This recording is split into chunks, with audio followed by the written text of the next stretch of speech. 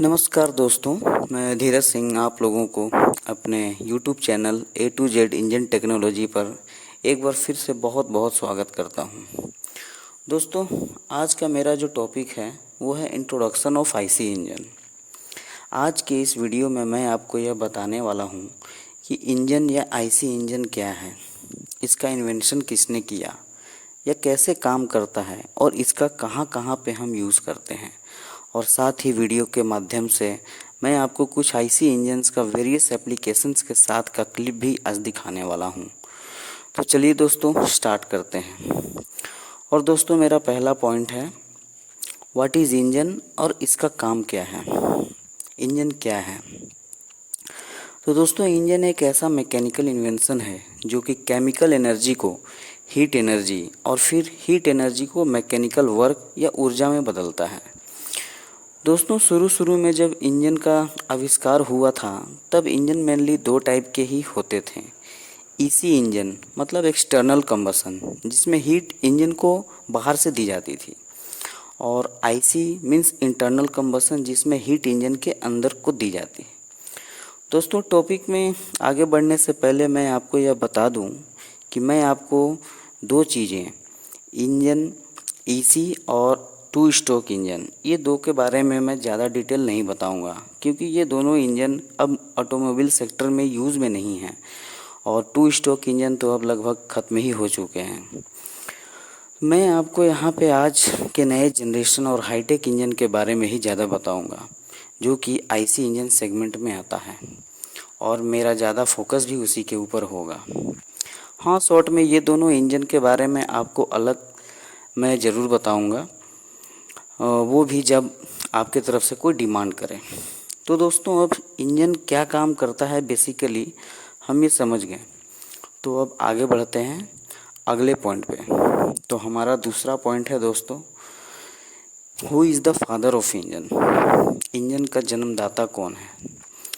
तो दोस्तों, उनका नाम है जेम्स वाट, जो कि एक स्कॉटिश इन्वेंटर थे, और उन्होंने एक स्टीम इंजन सन 1765 में बनाया था, जो कि ईसी इंजन था। और फिर लगभग 100 सालों के बाद सन 1876 में आईसी इंजन पेट्रोल वर्जन के रूप में आविष्कार हुआ, जिसका आविष्कारक निकोलस ओटो थे।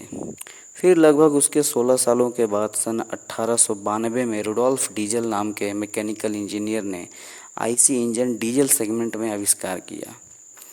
दोस्तों, इन्हीं दोनों इंजीनियर के नाम पे आईसी इंजन का वर्किंग साइकिल का नाम रखा गया।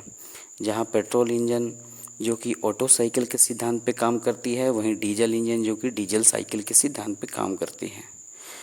दोस्तों, ऑटो साइकिल और डीजल साइकिल, ये दोनों साइकिल का मैं एक अलग वीडियो बना के आपके सामने रखूँगा, क्योंकि ये एक बड़ा टॉपिक है, और उसमें मैं आपको यह भी बताऊंगा कि कैसे थ्योरेटिकली ये दोनों साइकिल ऑटो और डीजल प्रैक्टिकल से थोड़ा डिफरेंट है।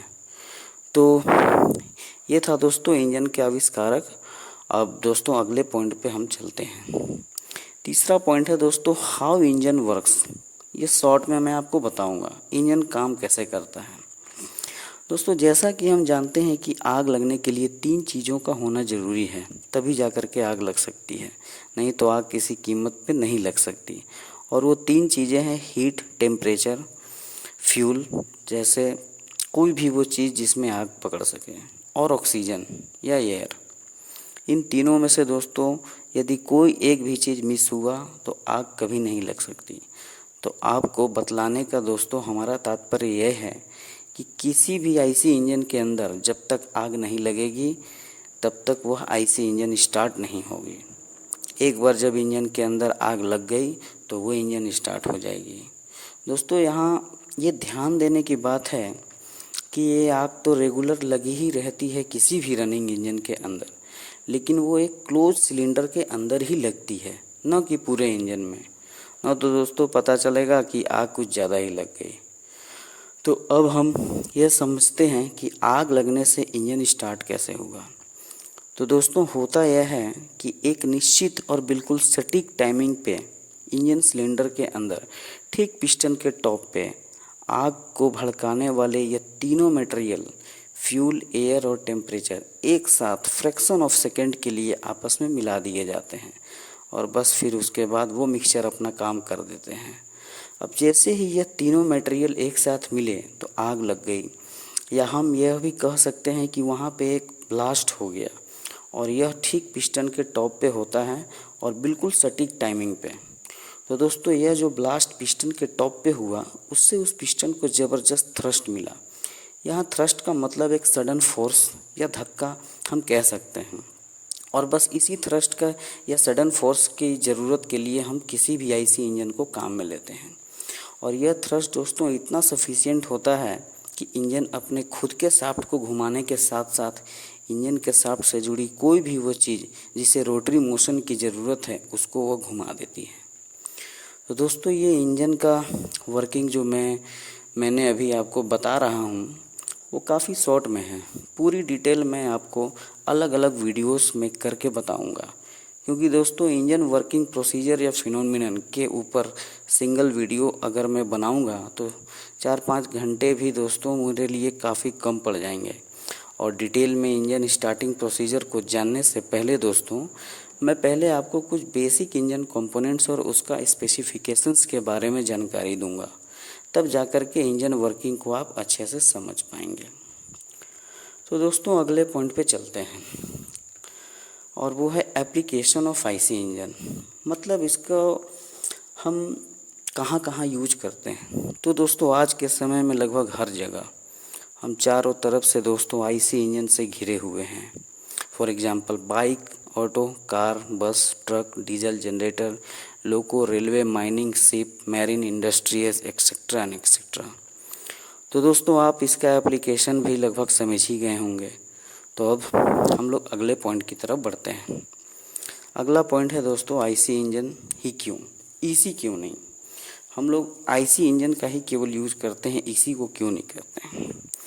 तो दोस्तों, यह भी एक बहुत बड़ा टॉपिक है, इसलिए मैं शॉर्ट में सिर्फ बता रहा हूँ कि आईसी इंजन को ईसी के मुकाबले यूज़ करना, मेंटेन करना और रखरखाव करना चीप एंड इजी है।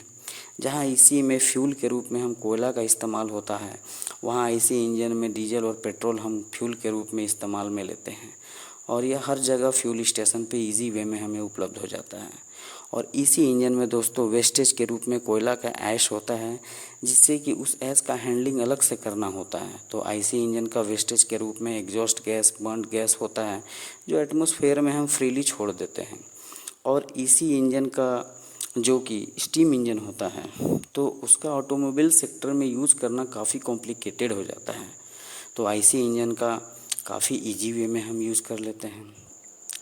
तो दोस्तों, मेनली यही सब वह कारण है जिसके वजह से हम आईसी इंजन का यूज़ ईसी इंजन के मुकाबले ज़्यादा करते हैं। हालांकि दोस्तों, ईसी इंजन का फ्यूल कॉस्टिंग आईसी के मुकाबले सस्ता पड़ता है, इसलिए पावर प्लांट में आज भी ईसी इंजन का ही यूज़ पावर जनरेशन के लिए किया जाता है। ओके, तो यह था मेरा आज का टॉपिक दोस्तों। आज के लिए बस इतना ही।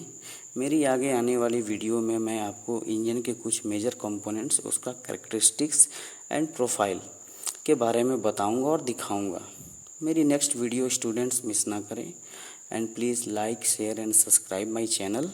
आपका दिन शुभ हो। Thank you very much.